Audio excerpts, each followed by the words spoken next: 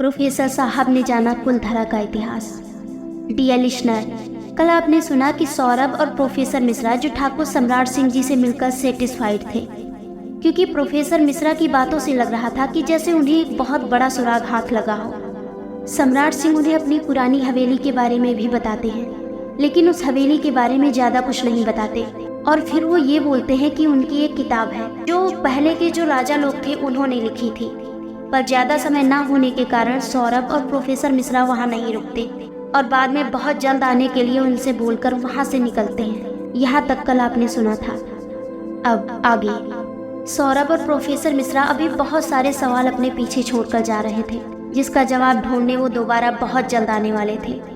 अभी समय की कमी होने के कारण उन्हें वहाँ से जाना पड़ रहा था, इसीलिए ज़्यादा कुछ डिस्कस भी उन्होंने नहीं किया और प्रोफेसर मिश्रा ने आगे की बातें सौरभ से गाड़ी में ही करना ठीक समझा।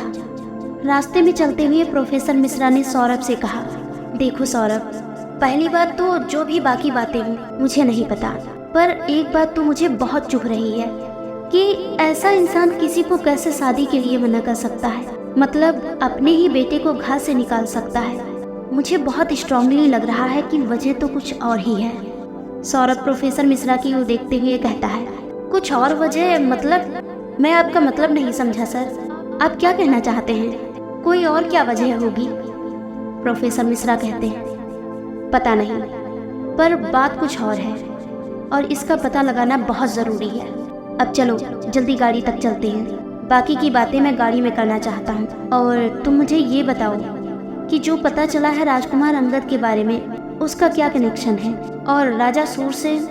सौरभ प्रोफेसर मिश्रा की बातों में थोड़ा सा करेक्शन करते हुए कहता है, सर, राजकुमार अंगद नहीं, युवराज अंगद। और इसके आगे हम इस पर डिस्कशन गाड़ी के अंदर जाकर करते हैं। दोनों तेजी से गाड़ी में चले जाते हैं और सौरभ गाड़ी स्टार्ट करके गाड़ी जोधपुर की ओर मोड़ लेता है।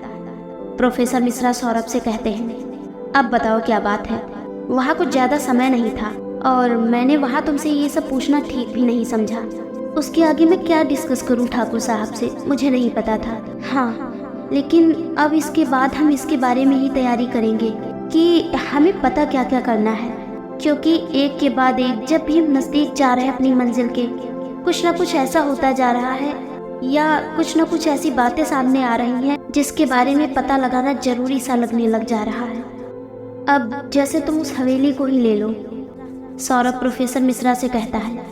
हाँ सर, वो हवेली, उसका मुझे कुछ समझ नहीं आया। और क्या सच में ठाकुर साहब को उसके बारे में कुछ भी नहीं पता? क्या वो किताब उन्होंने कभी नहीं पढ़ी होगी? ऐसा मुझे नहीं लगता, शायद वो हमें अभी बताना ना चाह रहे हों। खैर जो भी हो, पर हम जल्द वापस आएंगे और सारी बातें ज़रूर जानेंगे। हाँ, तो मैं आपको बताने वाला था ना कुछ युवराज अंगद और राजा सूरसेन के बारे में। प्रोफेसर मिश्रा बाहर की ओर देखते हुए सौरभ की बातों का जवाब देते हुए कहते हैं। सौरभ प्रोफेसर मिश्रा को बताता है, सर, आपको याद है जब हम मिले थे, हमारी पहली मुलाकात कुलधरा में हुई थी। उससे पहले मैं 2 बार कुलधरा आया था, एक बार अपने दोस्तों के साथ और दूसरे बार अकेला। और उस समय मुझे एक बाबा मिले थे। उनकी बताई बात मैंने किसी के साथ डिस्कस नहीं की, क्योंकि उन्होंने मुझे कहा था कि जिस किसी को भी इस बारे में पता चला है उसकी जान को खतरा रहा है, इसीलिए मैंने आज तक उस बारे में किसी को भी नहीं बताया, आपको भी नहीं। प्रोफेसर मिश्रा कहते हैं, ये तुमने गलत किया सौरभ, मुझे बताना चाहिए था, क्या पता मैं कुछ मदद करता। खैर बताओ क्या बात है? सौरभ प्रोफेसर मिश्रा से कहता है, मैं उनके साथ एक रात रुका भी। उन्होंने मुझे कुलधरा का एक ऐसा इतिहास बताया जिसके बारे में कहीं लिखा ही नहीं गया। सौरभ थोड़ी सी लंबी सांस लेता है और कहानी शुरू करता है। कुलधरा आज से 400 साल पहले एक समृद्ध राज्य हुआ करता था। सब लोग बहुत खुश थे। वहाँ के जो राजा महाराज नरेंद्र चंद्र थे, वो एक कुशल शासक थे, पर इस बात से दुखी थे कि उनका कोई बेटा नहीं था। एक बेटी थी, राजकुमारी चित्रलेखा। ऐसा बोला जाता है कि वो बहुत सुंदर थी। महाराज का राज्य अच्छा चल रहा था, बहुत अच्छी शांति व्यवस्था थी राज्य की। एक दिन पड़ोसी राज्य की राजा सूरसेन की नज़र खुशहाल कुलधरा पर पड़ी। उन्होंने कुलधरा को बिना युद्ध के हथियाना चाहा, इसलिए उन्होंने वहाँ के युवराज अंगद का रिश्ता राजकुमारी चित्रलेखा के लिए भेज दिया। किसी को ये बात पता नहीं थी, लेकिन राजकुमारी चित्रलेखा और युवराज अंगद पहले से ही एक दूसरे को जानते थे। और पसंद करते थे, इसलिए उन दोनों की ही तरफ से हाँ थी। लेकिन कुलधरा राज्य के सेनापति वीरभद्र सिंह को ये बात रास ना आई। प्रोफेसर मिश्रा बीच में ही बोलते हैं, एक मिनट, ये सूरसेन और युवराज अंगद वही है ना, सम्राट सिंह के पूर्वज? और ये उस समय राजा थे, ये तो मुझे पता है, लेकिन ये इतिहास तो है ही, इसमें नया क्या है? सौरभ प्रोफेसर मिश्रा से कहता है, सर नया तो अभी आएगा। यहाँ तक की बात आपको ये तो पता थी कि नरेंद्र चंद्र जो थे वो कुलधरा के राजा थे, पर पड़ोसी राज्य जिसकी बात हो रही है वो कौन था? वो और कोई नहीं बल्कि जैसलमेर ही था। और वहाँ के राजा सूरसेन ने उस राज्य को हथियाने के लिए युवराज अंगद की शादी चित्रलेखा से करनी चाहिए। प्रोफेसर मिश्रा कहते हैं, ठीक है, पर उसके आगे ये जो वीरभद्र था वो क्यों नहीं चाहता था कि इन दोनों की शादी हो? सौरभ कहता है, सर आप आगे की बात सुनेंगे तो आपको समझ आ जाएगा। बस मैं गाड़ी चलाते चलाते आपको जो सुना रहा हूँ आप सुनते रहिए, मेरा ध्यान भी भटक रहा है। अब आगे सुनिए। प्रोफेसर मिश्रा ध्यान से सौरभ की बात सुनने लगे और सौरभ आगे की बातें बताने लगा। सेनापति वीरभद्र सिंह जो काफ़ी पराक्रमी योद्धा था, वो हमेशा से ही ये चाहता था कि राजकुमारी चित्रलेखा से उसकी शादी हो, क्योंकि वो चित्रलेखा को चाहता था और वो वहाँ राज्य भी करना चाहता था।